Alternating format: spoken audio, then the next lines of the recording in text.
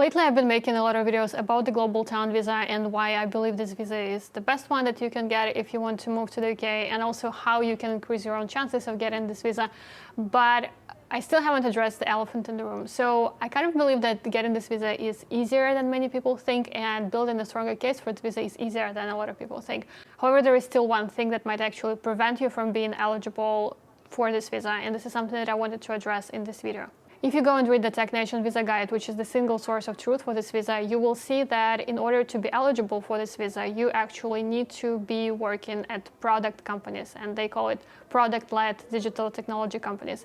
And they specifically mentioned that software engineers working at consultancies or outsource companies aren't eligible. The same goes for your evidences. So the documents that you produce as proof of fulfilling the criteria, they also have to be related to your work at product companies. And the same is related to the people who write your reference letters. They also need to be working at product companies, and they need to be talking about your experience working in product companies. I've also received questions about people who weren't really sure whether they were working at a consultancy or a product company. So I wanted to quickly clarify the distinction so that you can understand whether your current company is a product company or a consultancy, and whether you can qualify for the visa or not. A product company is a business that produces a proprietary digital product as their primary revenue source. So it means that they are producing a digital product to which they own the intellectual rights and which they later sell to their end users.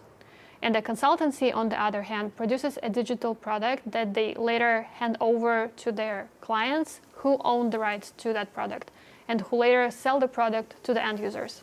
If you're not sure whether your company is a product company or a consultancy, ask yourself these two questions.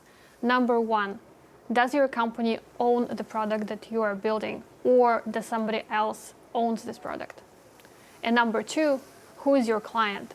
Is your client somebody who is paying your company to produce the product, or is it the actual end user of the product?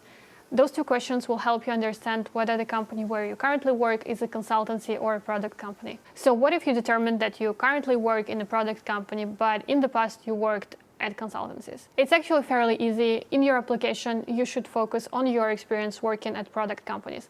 A lot of people think that for this visa, they kind of have to talk about absolutely everything they have ever done in their career. But this is not a background check, and this is not really an application for a job where you are expected to talk about all of your experiences. And even with a job application, I don't think that you are required to talk about every single thing that you've done, especially if you have a very long career. So in the case of a global talent visa, the idea is that you are telling the story of you being a leader in the digital technology space. And you are expected to present only the evidences and the documents that kind of help you tell the story. And the story and the expectations are that this is all about product companies. So the document that you present, the evidence that you submit, the reference letters that you get from leaders in the space, they all have to be related to the product-led companies and your experience with them. The idea here is that you are only expected to submit documentation that is relevant. And in this case, your experience with consultancies isn't relevant, but also it actually can be very harmful to your application. I have heard that if you mention that you worked at consultancies in the past, this might be a reason for the Tech Nation to actually refuse your application. I'm not sure whether this is true in 100% of the cases, but that's the information that I've heard. And generally, I would try to focus your whole application on your experience working with products. What if you have never worked in product companies and your whole career was spent working in consultancies? So I think that a lot of lawyers will tell you that you are just not eligible for this visa and there is no way for you to get it. So you should either go work at a product company and start building a case for the global talent visa, or you can just try another visa route. For instance, you can try to get a skilled worker visa, and then if the skilled worker visa is for work at a product company, then kind of a year down the line or later, you can qualify for the global talent visa. However, I have also heard from other lawyers that there is still a way for you to apply and to qualify for the visa, but you need to be very careful and strategic about how you shape your case and how you talk about your work experience. So you need to describe your work experience and your career in a way that makes it seem like you actually fulfill this product-led expectation. So in your documents, you focus on the products that you worked on and not on your work as a consultant. I don't have experience dealing with situations like this, so if this describes your situation, I would strongly advise you not to apply on your own and really find help of a lawyer or an immigration coach, somebody who has experience with cases like this.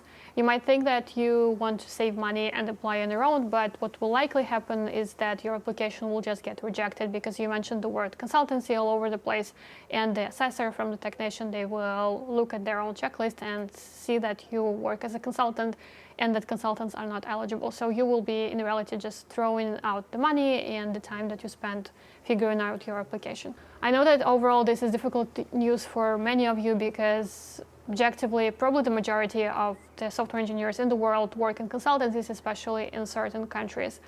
And this might seem a little unfair that, for instance, you have 20 years of experience working in some very serious consultancies, and then somebody who has a few years of experience working in startups that have 10 employees. And that this person actually has a stronger case for the global talent visa than you. And consultancies are different, some are great, some are not great. However, in this case, like every consultancy is treated in the same way. This is maybe unfair, but this is the way it is. It might change in the future, so you should always check the Technician Visa Guide for any updates to the requirements and the eligibility. But that's how things stand for August 2022. I hope this was helpful. If you have any further questions, if anything remains unclear, please make sure to ask me in the comments, and make sure to subscribe to the channel if you would like to learn more about the global talent visa and not miss the upcoming videos on this topic. Thank you so much for watching. I'll see you in the next one. Bye.